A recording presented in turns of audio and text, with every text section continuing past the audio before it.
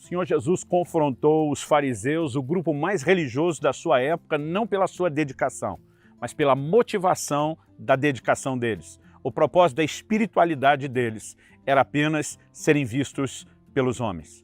E exatamente acerca disso nós vamos conversar hoje, daqueles que estão vivendo de aparência.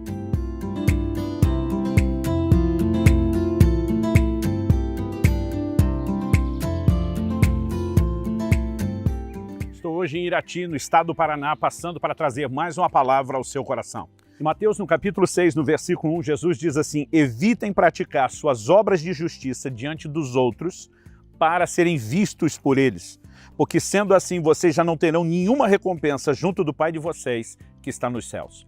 Observe que Jesus não está dizendo de forma alguma que há problema quando nós fazemos alguma boa obra, obra de justiça, e ela acaba sendo vista. Na verdade, Jesus, quando diz que nós somos luz desse mundo, ele diz que a luz não pode ser escondida, ela precisa ser vista. E ele também diz que as pessoas devem ver as nossas boas obras e glorificar ao Pai que está nos céus. O Senhor Jesus estava se contradizendo de forma alguma. Aqui ele está falando de uma motivação. Quando ele fala sobre não esconder a luz e de que as pessoas vendo o que fazemos glorificam a Deus, ele está falando de uma consequência do nosso ato, o mero efeito colateral de quem tem a motivação correta. Aqui ele está confrontando os que têm a motivação errada. Não é fazer para agradar a Deus, não é fazer para servir as pessoas, é fazer apenas para aparecer, é fazer apenas para ser visto, é fazer apenas para ser admirado pelos outros. Nós percebemos que esses homens se dedicavam. A partir do versículo seguinte, o 2, Jesus está dizendo, quando você der esmola, não fique tocando trombeta diante de você. Sempre que uma pessoa importante chegava e precisava de reconhecimento, eles tocavam trombeta, essas pessoas eram anunciadas. Jesus disse, você não precisa de nada disso, né? Ele foca mera e simplesmente no fato de que o Pai que nos vem em secreto, mesmo que a gente não faça propaganda daquilo que estamos fazendo, é Ele que nos recompensa. Em outras palavras, Jesus está dizendo, você precisa fazer o bem. Quem de alguma forma ver você fazendo o bem ou for afetado pelo bem que você faz, vai dar glória a Deus, mas você não precisa de audiência. Você não precisa dessas pessoas simplesmente contemplando e admirando você. Ao olhar para os versículos seguintes, a partir do 5, Jesus diz a mesma coisa. Quando orarem, não se posicionem de forma que as pessoas tenham que ver que você ora.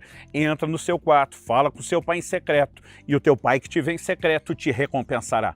Na verdade, o Senhor Jesus vai tratar de um outro assunto além da esmola e da oração, que ainda é o jejum. E a ênfase é exatamente a mesma. Nenhuma dessas coisas eram erradas.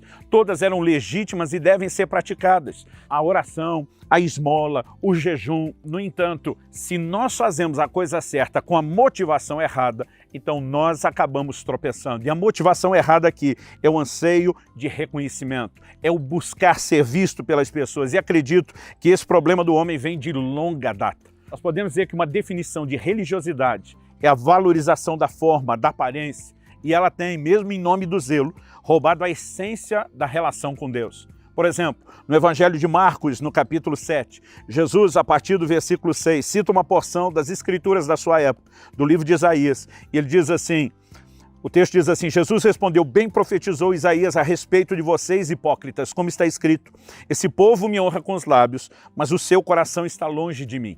Em vão me adoram, ensinando doutrinas que são preceitos humanos. Rejeitando o mandamento de Deus, vocês guardam a tradição humana. Né? O que Jesus estava dizendo, olha, vocês têm um formato. Né? A adoração está ali no seu lábio, mas ela se torna uma adoração vã, porque quando você só me honra com o lábio, mas o seu coração não está alinhado, não respalda isso, você não está agindo por causa de mim, você está agindo apenas por causa das pessoas, para que elas achem que você é alguém religioso, diferenciado. Percebemos que esse problema vem desde o início da humanidade. Quando Adão pecou e se viu sem as suas próprias vestes, a Bíblia diz que ele tenta resolver o problema à sua maneira. Ele tenta fazer para si vestes com folhas de figueira, eles se escondem de Deus e muitas vezes essa preocupação desde o início com uma aparência, em vez de com essência, a verdadeira condição diante de Deus, tem levado o homem por caminhos errados. A palavra de Deus fala de gente que é pura aos seus próprios olhos, mas nunca foi lavada da sua imundície. Muitas vezes é fácil nós mantermos as aparências e às vezes nem percebemos o como isso nos envolve. Eu me lembro de quando era ainda garoto, adolescente, depois de ter sido cheio do Espírito Santo, passei a ter uma paixão, zelo pela Bíblia e comprei uma Bíblia nova, zerinha. Mas na hora que a gente abria a Bíblia na igreja para leitura, era comum às vezes olhar para um lado, para o outro e ver gente que tinha a Bíblia toda grifada, né, anotada, comentada, e eu ficava com vergonha daquela minha Bíblia nova, lisinha, limpa, né, e eu ficava pensando, as pessoas vão achar que eu não lia. E elas estavam certas, porque até aquele momento não lia, foi quando eu comecei. E eu lembro que eu pensei, bom, o livro da Bíblia que mais manda ler na igreja é o livro de Salmos. Falei, vou começar pelo livro de Salmos, vou grifar aqui alguns salmos para não ficar assim na vergonha. E eu lembro que eu não estava nem prestando atenção no que lia. E talvez até tenha feito isso na frente da televisão, eu não me lembro qual era o nível de distração, mas quando eu me dei conta, eu tinha pego um lápis, né, desses de cor amarelo, eu pintei todos os 150 salmos da Bíblia de amarelo, do começo ao fim. Quando abri a Bíblia, os mais velhos vão entender isso melhor do que os mais novos, parecia uma lista telefônica, aquelas páginas amarelas, né? E aquilo realmente ficou uma coisa assim ridícula, mas a preocupação era com os outros. Era muitas vezes aquela coisa de se eu não erguer a mão como os outros, o que vão pensar de mim? Nós acabamos nos deixando levar por essa questão de impressionar os outros. Isso é parte do comportamento antigo do homem. E falo isso de uma época que não tinha rede social. Essa tendência moderna, né, de simplesmente mostrarmos o que há de melhor. Ninguém vai às redes sociais para postar os seus piores momentos, os seus piores dilemas, né? As mulheres com o rosto natural, sem maquiagem, né? Os homens simplesmente na pior pose para uma foto, e nós não percebemos que só vai aguçando algo da natureza humana. E não estou dizendo que você tem que usar a rede social para postar o pior. O que você não pode é ficar se medindo e comparando com os outros e tentar vender o tipo de mercadoria que nós não temos para entregar. As pessoas não percebem o quão enganoso e danoso é decidir viver de aparências. Nós precisamos focar principalmente em agradar a Deus. A palavra de Deus diz que quando Moisés matou aquele egípcio, antes de matá-lo, o texto sagrado diz que ele olha para um e para outro lado, e quando viu que ninguém estava vendo, matou aquele homem. Se tivesse alguém vigiando, ele teria agido daquela forma? Não, porque a fiscalização de outros teria modelado o seu comportamento. O que você precisamos entender é que há um Deus nos vendo.